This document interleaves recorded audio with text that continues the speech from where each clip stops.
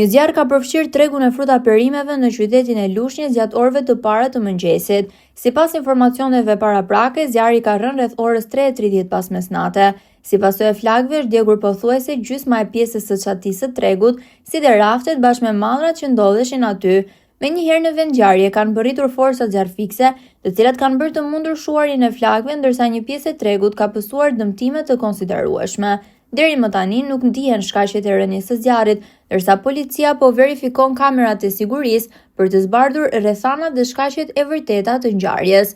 Në vend ngjarje ndodhin dhe përfaqësues të Bashkisë së Lushnjës, emergjenta civile dhe policia bashkiake, ndërsa grupi hetimor ka nisur punën për dokumentimin e plotë të ngjarjes.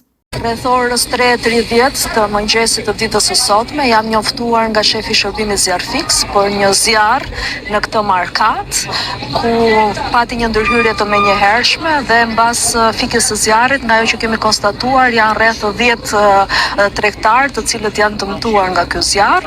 Nga ana e bashkisë po ngrihen grupet e vlerësimit të mallit dhe derisa të bëhet gati përsëri për të vënë në funksion ky objekt, ne do të gjejmë një mundësi për sistemimin e tregtarëve përreth kësaj zone në mënyrë që dhe ata të kenë mundësi të vazhdojnë të ushtrojnë aktivitetin e tyre.